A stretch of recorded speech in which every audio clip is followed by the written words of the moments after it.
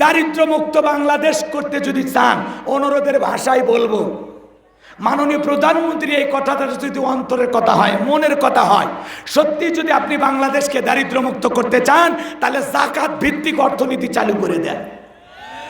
কথা কয় না? এই যাকাত ভিত্তিক অর্থনীতি চালু করলেই কেবলমাত্র বাংলাদেশকে দারিদ্র্যমুক্ত করা সম্ভব। আল্লাহু আকবার বলেন। যাকাত ভিত্তিক অর্থনীতি চালু করে এদেশের একটা যাকাত মন্ত্রণালয় চালু করতে হবে। আল্লাহু আকবার বলেন। আর এই যাকাত মন্ত্রণালয় পরিচালনার দায়িত্বভার এদেশের বিজ্ঞ ইসলামিক স্কলার, দ্বীনের দায়ী আলেমদের কাঁধেই দায়িত্ব দেওয়া লাগবে। ওই গুমসোর ডালসোর বিকাশের টাকা সর ওদেরকে দেওয়া যাবে না। মাননীয় প্রধানমন্ত্রী করোনা মহামারীর সময় 50 লক্ষ মানুষকে 2500 করে টাকা বিকাশে দিল। নেতা কি করেছিল? নিজের বইয়ের নামে সিম কিনে তার ভিতরে টাকা ঢুকেছে। নেতা নিজের মেয়ের নামে সিম কার্ড কিনে তার ভিতরে টাকা ঢুকেছে। যে নেতা 2500 টাকা লোভ সামলাইতে পারে না, যাকাতের এই বিপুল পরিমাণে অর্থ দিলে সব টাকা বিদেশে পাচার করবে। এই জন্য ওদের কাছে দেওয়া যাবে। কার কাছে দেওয়া লাগবে? আলেমদের কাছে। আর শোনেন, যাকাত মন্ত্রণালয় পরিচালনা করতে গেলে জ্ঞান লাগবে। কথা কয় না? আল্লাহ তাআলা যাকাতের 8টি খাত দিয়েছেন।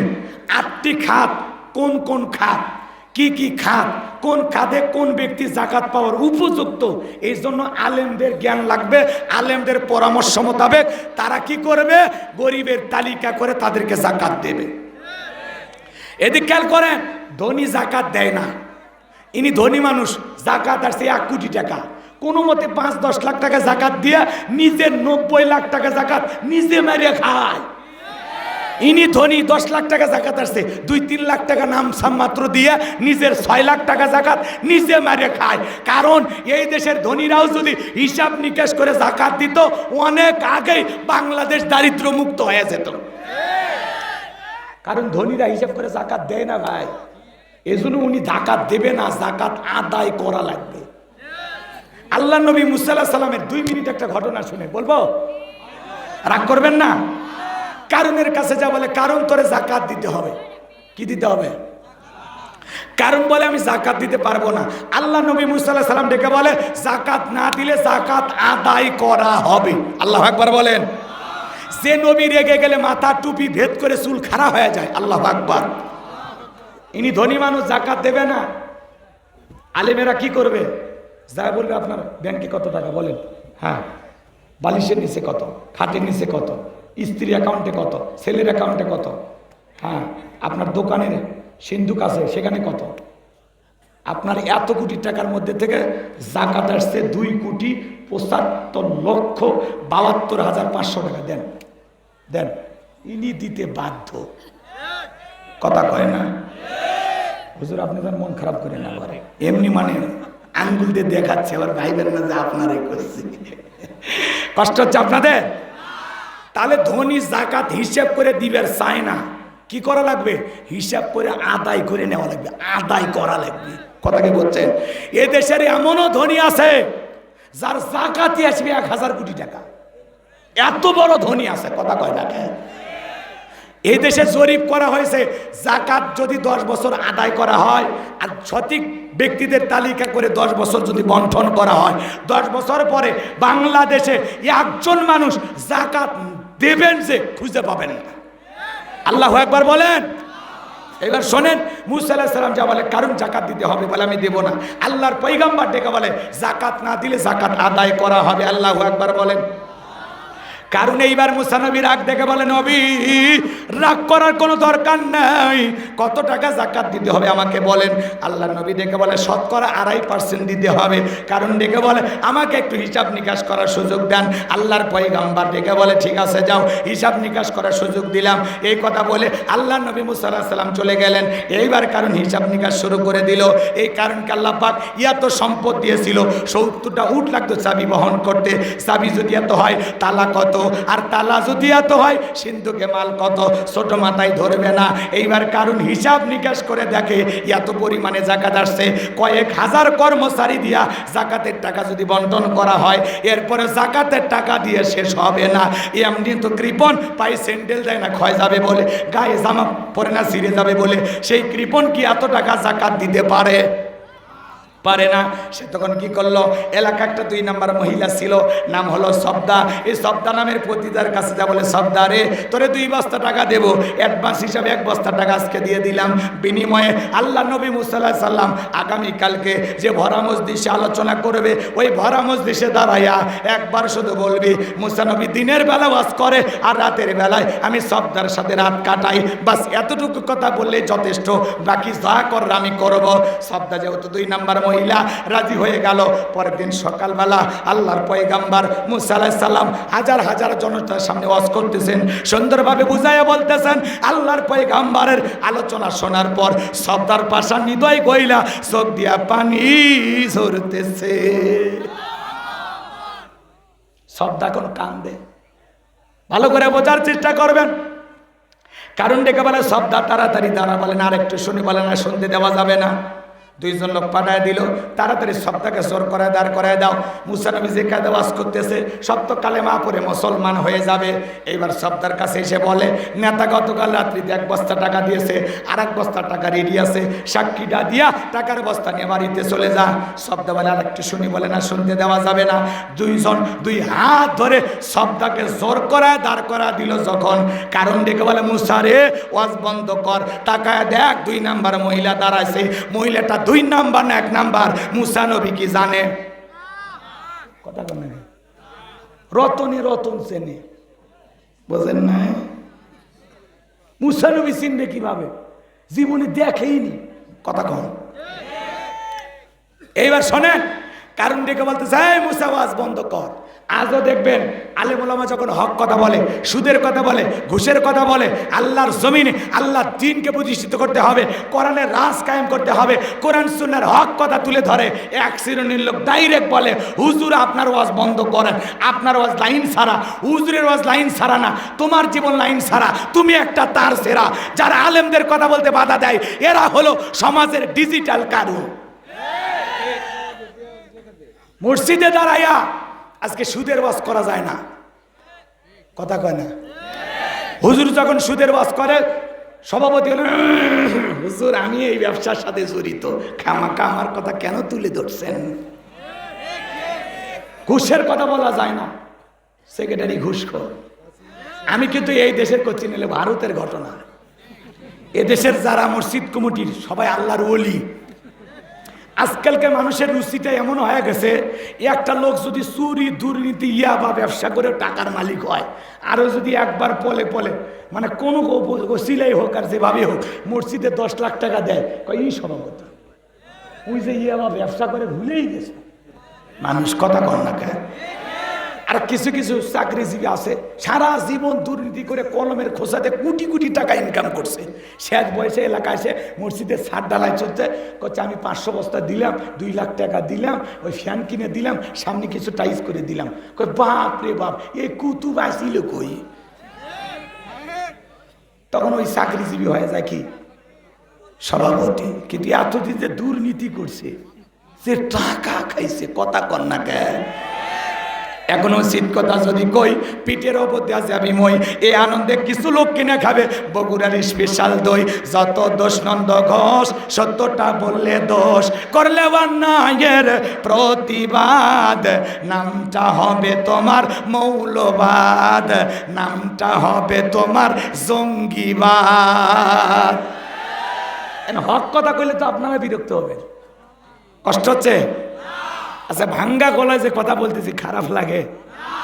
দোয়া করব, আরো কিছুক্ষণ চলবে। কারা কারা চলবে? 2 হাত তুলে একটা তাকবীর দেন, একটা তাকবীর দেন। লিল্লাহি তাকবীর, লিল্লাহি তাকবীর। হাতটা মান আল্লাহ কবুল করুন।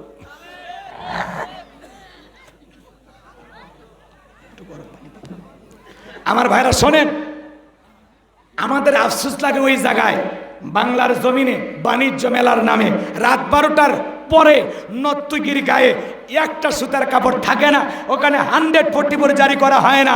যারা বাংলার জমিনে কিছু কিছু জায়গায় আলেমদের তাফসির মাহফিল বন্ধ করে দেয়, আমার বিশ্বাস ওদের জন্ম মুসলমানের রক্ত দিয়ে হতে পারে না। কোরআনের কথা বন্ধ করে দেয়, এটা মুসলমান। কথা কয় না? কোরআনের সাথে তোমার কি সম্পর্ক, কি সমস্যা? বক্তার নাম শুনলে কাঁপে ওঠে, কি সমস্যা? বলে দেন, বিষয় দেন, যে হুজুর এই বিষয়ে কথা বলা লাগবে, দেন বিষয় ধরায় দেন। কোন বিষয়ে কোন গুতে মারা লাগবে জানা আছে আমাদের। তুমি অকাম বদকাম করবে আর বলা যাবে না। না, ওদের এক চোর ধরছে, দেখছেন না, সিদ্দিক চোরের মতো চোর বাড়ি ধরে দড়িতে বাঁধে রাখছে, হাসে ওই নেত্রকোনায় না, হুজুর দেখছে 71 টিভিতে ভিডিওটা ভাইরাল হয়ে গেছে। ওই চোরক দড়িতে বাঁধে রাখছে, হাসে। মানুষ জিজ্ঞাসা করে চুরি করতে, হাসে। ওই যে সিদ্দিক চোর আসছিল আমাদের গাইবান্ধা রংপুরের, আমার ভুল হয়ে গেছে, আমাকে মাফ করে দেন, কথা কয় না খায়। তে সিদ্দিকের দ্বিতীয় ভাই, কথা কন না খায়, দড়িতে লোকজন বাঁধতে রাখছে, ওই ফেল ফেল করে হাসে। মানুষ গায়ে ফাগলা হাসিস কেন, চুরি করলি কেন? ও হাসে, ও হাসে। এরা কি করবেন? আজকে মূলা চোর, কলা চোর, মোবাইল চোর, এদের বিচার হয়। কিন্তু যারা কলমের খোঁজাতে কোটি কোটি টাকা চুরি করে, দেশের টাকা বিদেশে পাচার করে, বিদেশের সুইস ব্যাংকের টাকা জমা করে, নেতা আগে আসলো লাখপতি, এখন সে হাজার হাজার কোটি টাকার মালিক। কি টাকা জিবরাইল দিছে, এত টাকা ভালো কই, কথা বল না। ওই জন্য বললেই তো দোষ। দেশের বাজে 12টা, ওদের হয় ভুরি মোটা। দেশের বাজে 12টা, ওদের হয় ভুরি মোটা। এ দেশের ওরাই নেতা, এ দেশের ওরাই হোতা, সত্য কথা নাই বলিবার। চারিদিকে দেখি শুধু অন্ধকার, চারিদিকে দেখি শুধু অন্ধকার, নেই কোনো আশা, বন্ধ মুখের ভাষা, চারিদিকে দেখি শুধু অন্ধকার। আমার ভাইয়ের, আজকে এ ধরনের সাধারণ চোরদেরকে ধরে আমরা গাছের সাথে বাঁধা রাখি, ছেলে চোর আনন্দে হাসে, বলে আমি কি এমন চুরি করতে আসছে, আমার এই যে বাধায় বাঁধতেছে। ও মনের আনন্দে হাসে, আর বলে আমি সামান্য চুরি করতে আসছি, আমার যে কাদায় বাঁধে রাখছে। এদেশে যারা এইভাবে দুর্নীতি করে, ওদেরকে যদি এভাবে বাঁধত, এদেশের আরো উপকার হইত, কথা বল না কেন? আচ্ছা, আমরা কারো নাম নিছি? নাম নেওয়ার দরকার আছে? মার হবি, সাউন্ড হবি না। ভাসুরের নাম আমরা জানি, মুখে আনবো না, সমস্যা আছে। চলেন সামনের দিকে যাইবা জানবো আমার। কারণ ডেকে বলে মুসা ওয়াজ বন্ধ করো, তাকায় দেখো 2 নাম্বার মহিলা দাঁড়াইছে। মুসা নবী অবাক হয়ে সব দেখতেছে। এইবার শব্দটা ডেকে বলে কারণ বৈশা পড়ো, আমি যেহেতু দাঁড়িয়েছি বলার জন্য আমাকেই বলতে দাও। এইবার শব্দটা ডেকে বলে ও জনগণ শোনো দিয়া মন, আমি জীবনে কোনোদিন মুসা নবীকে দেখি নাই, মুসা নবীর আলোচনা শুনি নাই।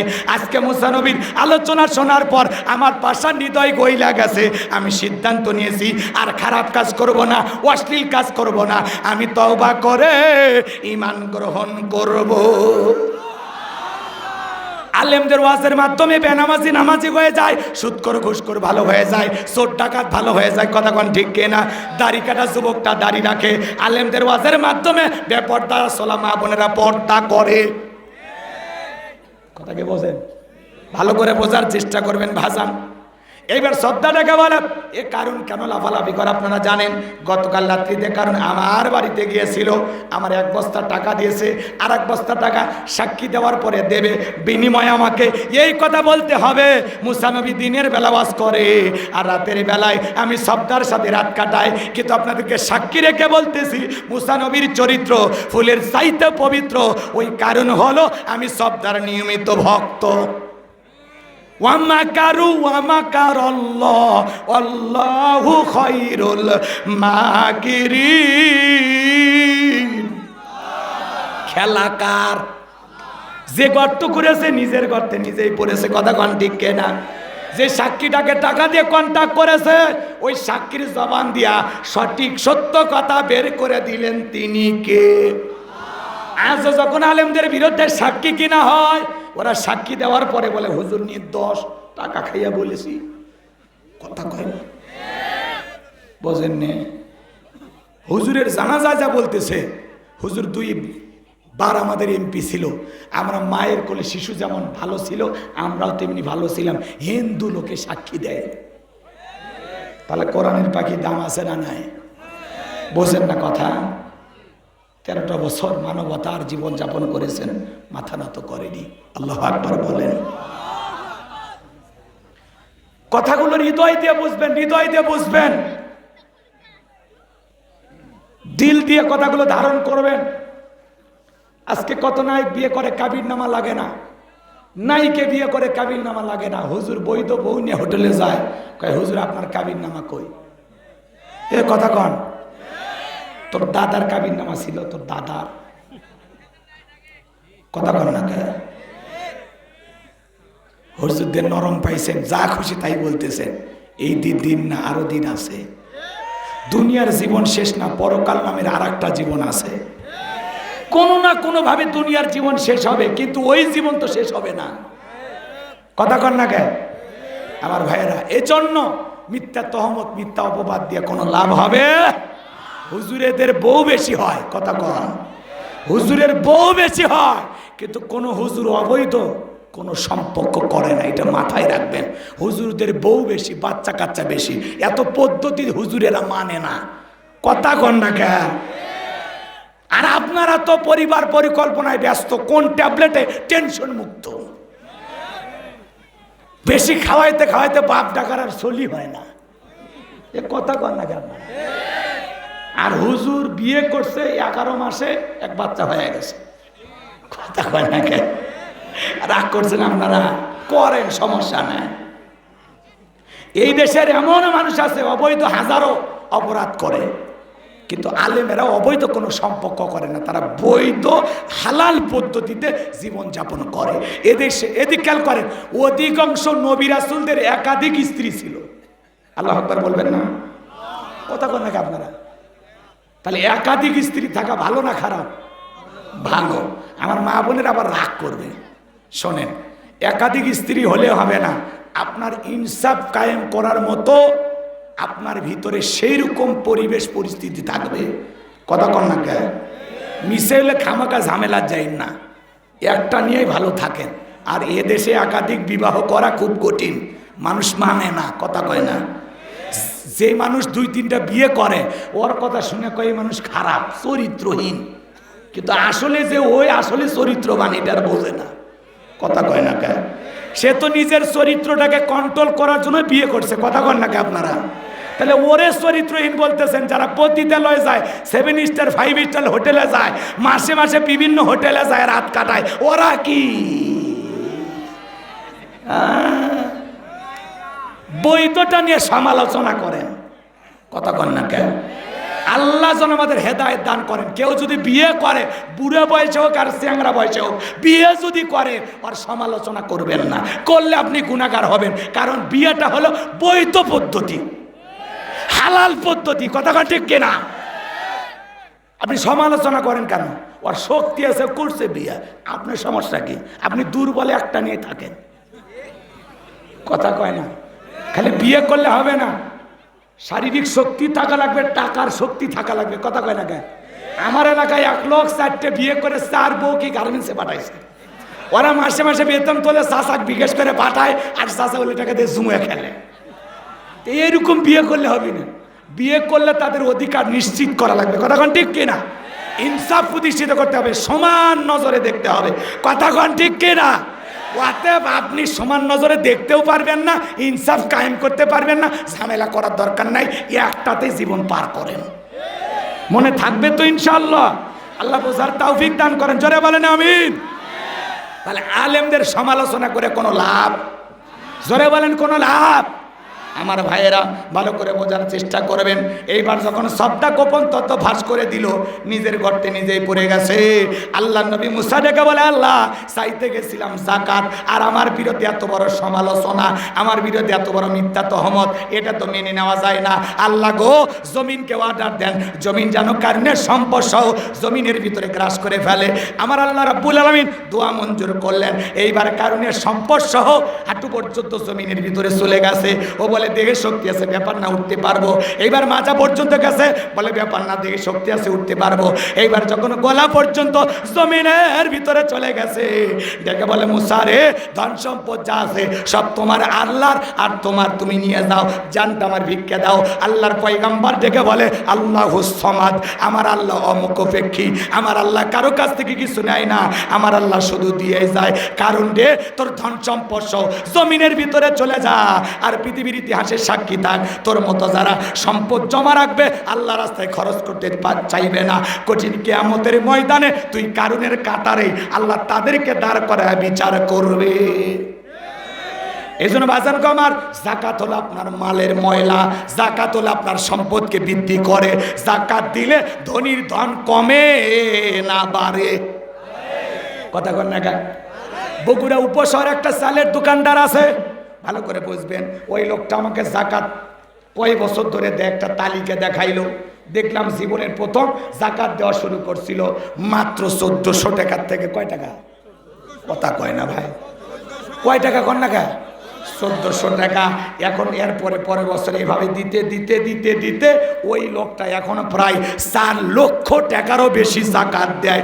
যে 4 লক্ষ টাকা যাকাত দেয় তার টাকা কি কম? কথা কয় না। 4 লক্ষ টাকা মানে বোঝেন তো, সে এখনো কয়েক কোটি টাকার মালিক। আল্লাহু আকবার কর। এর জন্য যাকাত দিলে ধনীর ধন কমে না বাড়ে। যাকাত দিলে আপনার সম্পদকে বৃদ্ধি করবেন, এই ওয়াদা কার? আল্লাহর ওয়াদা সত্য না মিথ্যা?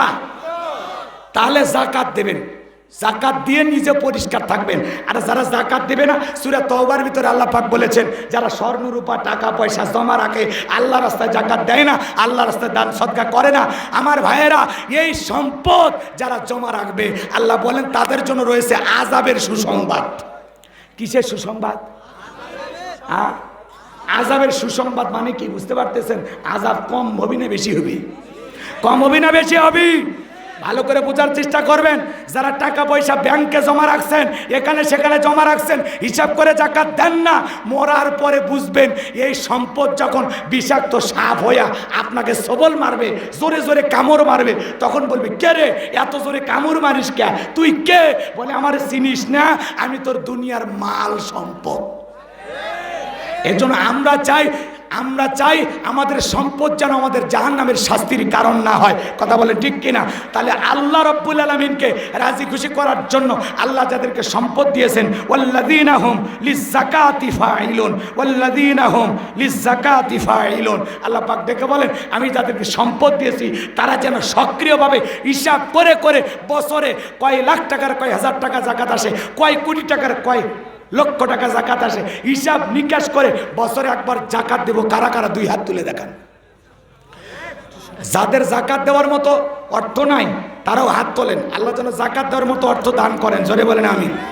আরো জোরে বলেন আমিন। হাত নামান। এইবার যুবক তোমরা রেডি থাকো। মুমিন বান্দার 4 নাম্বার গুণাবলী, ওয়াল্লাযীনা হুম লিফুরুজিহিম হাফিজুন। মুমিন বান্দার 4 নাম্বার গুণাবলী নিজের যৌবনটাকে হেফাজত করা। এ যুবক শোনো, ওয়াল্লাযীনা হুম লিফুরুজিহিম হাফিজুন। মুমিন বান্দার 4 নাম্বার গুণাবলী নিজের যৌবনটাকে হেফাজত করা, নিজের যৌবনটাকে সংযত রাখা। মুমিনের যৌবন হোটেলে বিক্রি হয় না, পার্কে বিক্রি হয় না। মুমিন কোনোদিন বিবাহ বহির্ভূত কোনো সম্পর্কে জড়াইতে পারে না। মুমিন তার যৌবনকালে কার ইবাদত করে কাটাবে? কথা কয় না। আল্লাহ শিশুকালের হিসাব নেবেন না, হিসাব নেবেন যৌবনকালের। কথা কয় না। শেষ করে দিই হুজুর। এই যুবক তোমরা 2-1 উঠতেছো, ব্যাপারটা কি?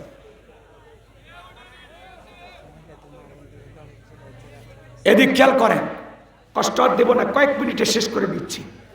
খাবার রেডি হয়ে গেছে। এদিক খেয়াল করেন যুবক, শোনো বাবা শোনো, এই জায়গা তোমাদের জন্য।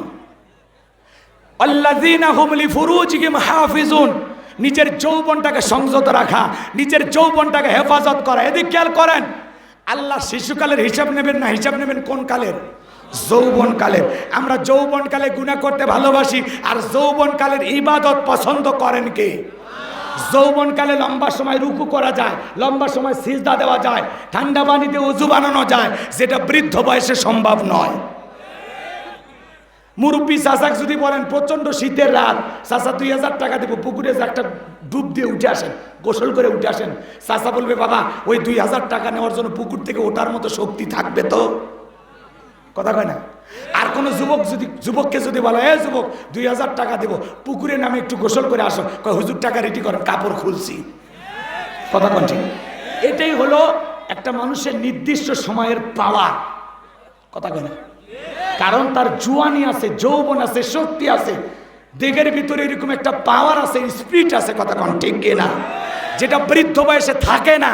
বৃদ্ধ মানুষ লম্বা সময় রুকুত থাকতে পারে না, জয়েন্টে ব্যথা, মনে হয় আমি পড়িয়ে যাব, শরীর মনে হয় ধাক্কাচ্ছে। কথা কয় না? আবার বেশিক্ষণ সিজদায় থাকতে পারে না, মনে হয় দমটা আটকে আসবে, আমি মারা যাব। কিন্তু যৌবন বয়সে এগুলো কিছুই মনে হয় না। কথা বোঝা গেল? এজন্য যৌবনকালে আমরা শয়তানের ওয়াসওয়াসায় পড়ে গুনাহ করতে ভালোবাসি, আর যৌবনকালের ইবাদত আমার আল্লাহ ভালোবাসে। তাহলে আল্লাহর ভালোবাসায় যৌবনের সময়টা ইবাদতে কাটানোর দরকার আছে না নাই? তাহলে যৌবন, এই যে খেয়াল করেন, যৌবনটা কার রাস্তায় কুরবানি করব? আরো জোরে বলেন। যুবক রে, এই রঙের যৌবন একদিন জং ধরবে, এই কাঁচা দাড়ি একদিন সাদা হয়ে যাবে, যৌবনে পড়বে ঘাটি। কথা কন ঠিক কিনা? তোমার গহনা দিন ফু রাইয়া যাইবে, গহনা দিন ফু রাইয়া যাইবে, যৌবনে লাগবে ভাটি। ওই যে দেখো ডাকিতেছে তোমায় কবরের মাটি, ওই যে দেখো ডাকিতেছে তোমায় কবরের মাটি। কথা বলে ঠিক কিনা? যেদিন সন্ধ্যার আগে ডুববে রে বেলা, 1 মিনিটেই ভেঙ্গে যাবে তোর রঙেরই মেলা। কারে দিবা তুমি জোরে ধমক, কারে দিবা তুমি জোরে ধমক, কারবা মাথায় ভাঙবা লাঠি। ওই যে দেখো ডাকিতেছে তোমায় কবরের মাটি। কথা বলে ঠিক কিনা? খবর পেয়ে আসবে আত্মীয় স্বজন, তোমারই চার পাশে বৈশা সবাই করিবে কান্দন। সাজাইবে তোমায় মনের মতন, সাজাইবে তোমায় মনের মতন, কি সুন্দর পরিপাটি। ওই যে দেখো ডাকিতেছে তোমায় কবরের মাটি। বলবো বলবো? কষ্ট হচ্ছে? ঘইরা মরো তুমি, ফিরা মরো তুমি মায়ারি পিছে, এত আশা ভালোবাসা সবই যে মিশে। কোন দিন জানো আইসা পরে, কোন দিন জানো আইসা পরে আজরাইলের হাতের চিঠি।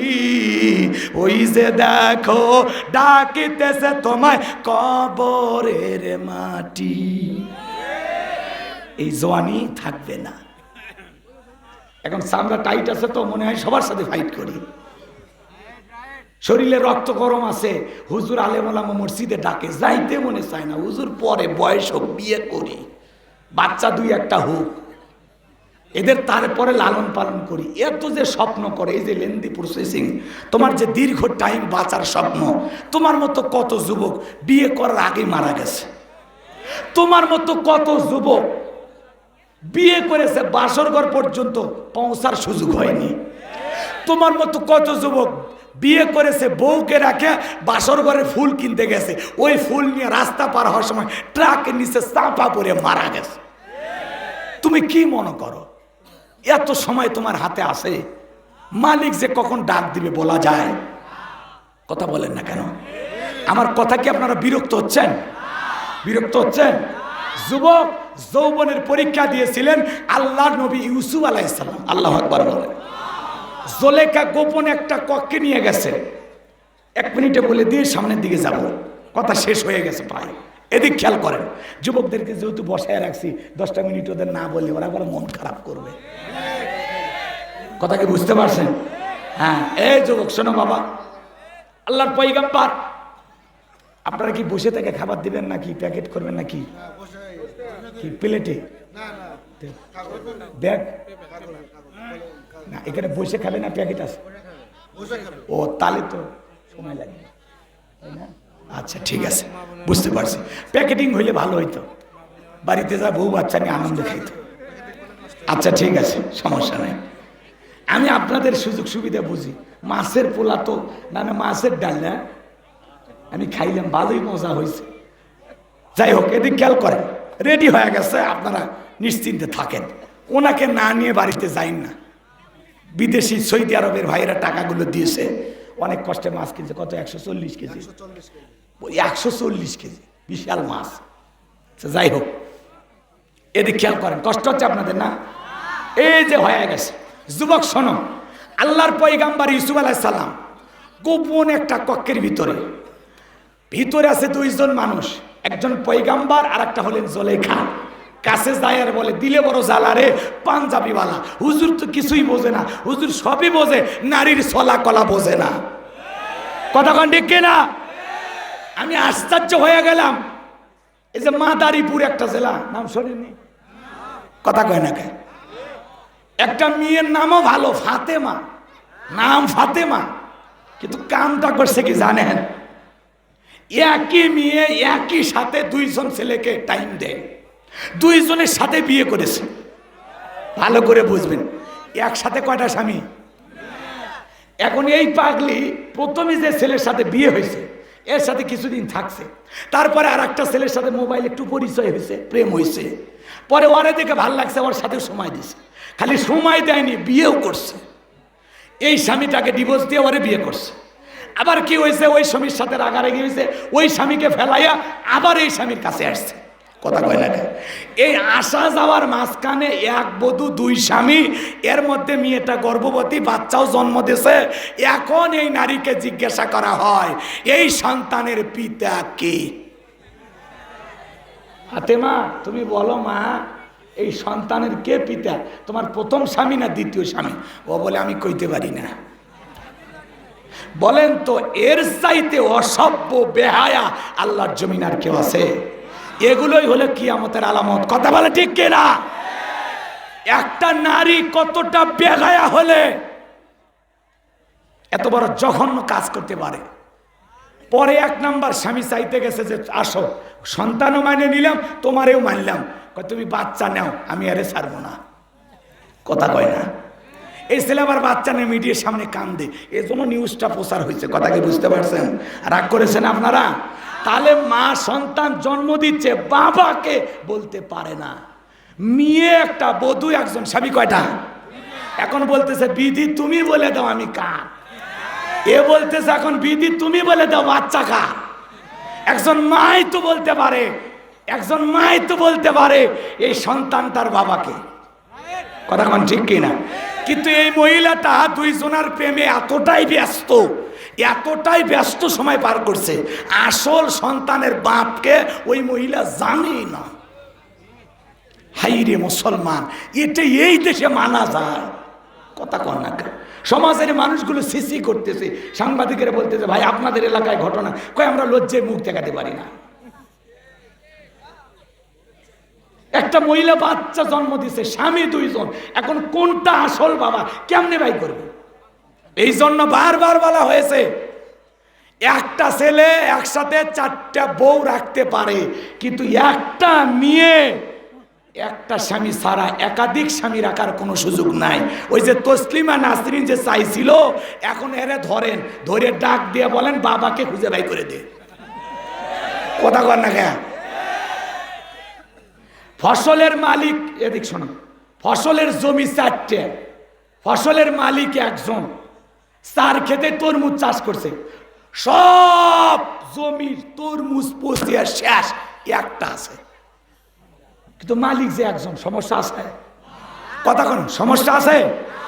কিন্তু ফসল, এদিক খেয়াল করেন, ফসলের জমি একটা, চাষি 4 জন, ওই এক জমিতে ফসল চাষ করেছে, সব ফসল পচিয়া শেষ, একটা আছে।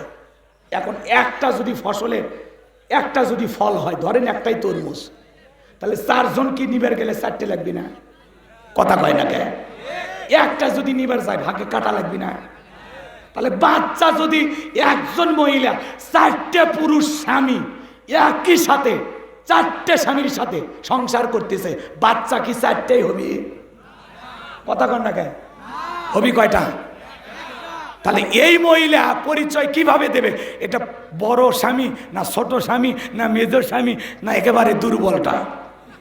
এ বাচ্চা টাকার এই যে একটা নারীকে এত বড় লজ্জার হাত থেকে বাঁচিয়ে দিয়েছেন কে? এই জন্য ইসলাম নারীর জন্য যে সম্মান মর্যাদার আসন দিয়েছে, নারী সেই জায়গা থেকে নিজের সম্মান নিজেই নিচে নামাইছে। ইসলাম নারীর মর্যাদা বাড়াইছে। আজকে সেগুলো আমাদের কাছে ভালো লাগে না। তসলিমা নাসরিনের উত্তরসূরি কিছু তৈরি হয়েছে, কথা কোন ঠিক কিনা? এদেশে ওর জায়গা হয়নি, ভারতে আছে।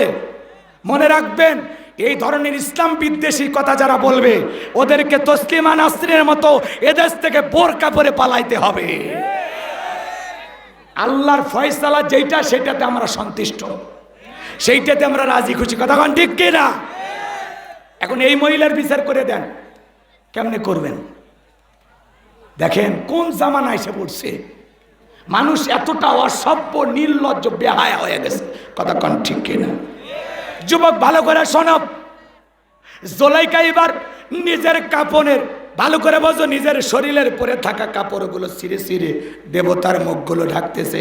পয়গাম্বার ডেকে বলে, কাপড়ে ঢাকিলে তুমি দেবতার মুখ, কি দিয়া ঢাকিবা তুমি বিধাতার মুখ। জুলাইখা কাছে আসে আর বলে, ইউসুফ রে, তোমার চোখ দুইটা ভারী সুন্দর। আল্লাহর পয়গাম্বার ডেকে বলে, এ চোখ যে আল্লাহ সৃষ্টি করেছে সে আল্লাহকে ভয় করো। ইউসুফ আলাইহিস সালামের অন্তরে কার ভয়? ইন্না খাফুল্লাহ, অন্তরে আল্লাহর ভয় নিয়ে পয়গাম্বার আল্লাহর উপরে তাওয়াক্কুল করে ডেকে বলেন, আল্লাহ, জুলেখার মনের অবস্থা আমি বুঝতে পেরেছি।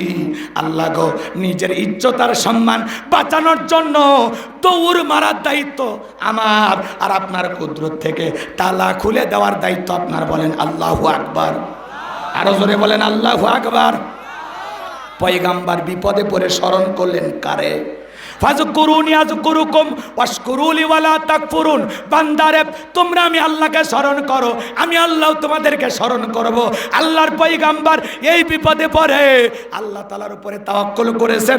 আল্লাহ তাআলাকে স্মরণ করে পয়গাম্বার যখন নিজের ইজ্জতকে বাঁচানোর জন্য দৌড় মেরেছেন, প্রত্যেকটা দরজা আল্লাহর কুদরত থেকে আল্লাহ খুলে দিয়েছেন।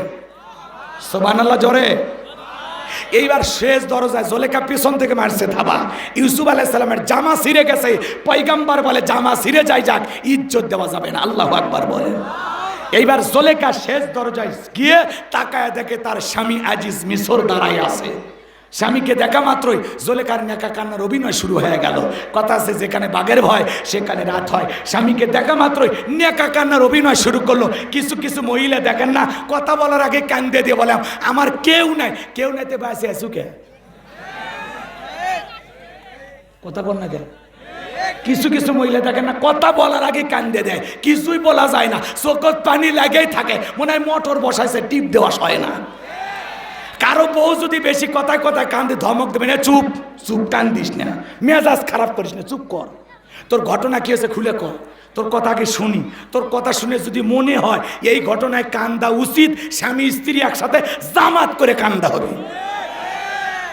যেই মহিলা যত বেশি কান্নাকাটি করে ওর তত ভেজাল আছে। তুই কান্দে মামলা জিতবে চাস, কান দিব কোরআন পরে, কান্নাকাটি করবো সিজদা দিয়া, স্বামীর জন্য মুনাজাতে কান দিব। তুই এমনি কান্দিস কে? তুই কি ছোট বাচ্চা? কথা বল না কে? মা বোনেরা খুব রাগ করছে, কষ্ট পাচ্ছেন, শেষ করে দিই শোনেন। এইবার জুলেখা নেকা কান্নার অভিনয় করে ডেকে বলে, স্বামী, ইউসুফকে ছেলের মতো দেখতাম, আজকে সুযোগ পাই অন্দর মহলে প্রবেশ করেছে, আরেকটু দেরি হয়ে গেলে সর্বনাশ হয়ে যেত। স্বামী গো, এই ছেলেটা আমার ইজ্জতের দিকে হাত বাড়াইছে, মিথ্যা তহমত দিয়া আমার ভাইয়েরা মিথ্যা নেকা কান্নার অভিনয় কইরা মিথ্যা ধর্ষণের আসামি বানাইয়া 1 নয় 2 নয় ইউসুফ আলাইহিস সালামকে জুলেখা 9.5 বছর জেল খাটাইছিল। কয় বছর? আরো জোরে বলেন। এই জন্য নারীদের ষড়যন্ত্র বড় মারাত্মক। নারীরা যদি কারো বিরুদ্ধে চক্রান্ত ষড়যন্ত্র করে, শয়তানের টাইম নাই ওই নারীর কাছে। কথা কন ঠিক কিনা? এজন্য যুবক রে, এ যুবক, পুলিশের ধরলে বাঁচবি, র্যাবি ধরলে বাঁচবি, কিন্তু কোন নারীর ছলনার ফাঁদে, প্রেমের জালে, মায়ার জালে একবার যদি পাটা আটকে যায়, ফান্দে পড়িয়া বগা কান্দে রে। ওই কালনাগিনীর বিষাক্ত সবল থেকে তোরা বাঁচতে পারবি না। ওরা ছেলেদের ভালোবাসে না, ওরা ছেলেদের মন নিয়ে ব্যবসা বাণিজ্য করে। যে যত দামি গিফট করে তারে তত ভালোবাসে। আকাশের রং ধনুর মতো মুহূর্তে নিজের রংকে পরিবর্তন করে। ও যে কারে ভালোবাসে নিজেও জানে না। এই জন্য খবরদার, এই যুগে বিয়ের আগে কোনো মেয়েকে ভালোবেসে ফকির হইস না। তোর পকেট ফাঁকা করে পরে ছেঁকা দিয়ে তোরে বেকা বানায় ছুঁয়ে চলে যাবে। আর পরে গাঁজার টান মারবি আর কবি আজও প্রতিটা জায়গায় থাকি শেপালির আশা। ওদের থেকে পাগল হোস না। পিতা মাতা পছন্দ করে বিয়ে দেবে যেখানে বরকত আছে। কথা কর না কেন? বিয়ের আগে অবৈধ কোনো প্রেম ভালোবাসা করা যাবে? যুবক তোমরা মন খারাপ করছো, কষ্ট পাইছো আমার কথায়? তুমি যার লাগিয়া এমবি ভরো তার তো বাটন ফোন। বলবো লিল্লাহে তাকবীর। তুমি যার লাগিয়া এমবি ভরো তার তো বাটন ফোন। কেমন করে বুঝবে রে সে, কেমন করে বুঝবে রে সে ডিজিটাল তোর মন। তুমি যার লাগিয়া এমবি ভরো তার তো বাটন ফোন। মেসেজ দিলে সেন্ড করে না, দেয় না তো রিপ্লাই। ভিডিও কলে বলবা কথা, ক্যামেরা তার নাই রে, ক্যামেরা তার নাই। ডিজিটাল এই যুগ জামানাই, ডিজিটাল এই যুগ জামানাই, অ্যানালগ তার মন। তুমি যার লাগিয়া এমবি ভরো তার তো বাটন ফোন। প্রেম প্রীতি ভালোবাসা বিয়ের আগে নয়, মনের মধ্যে রাখো তুমি পরকালের ভয় রে, আল্লাহ তাআলার ভয়। গানের মধ্যেও শিক্ষা আছে না নাই?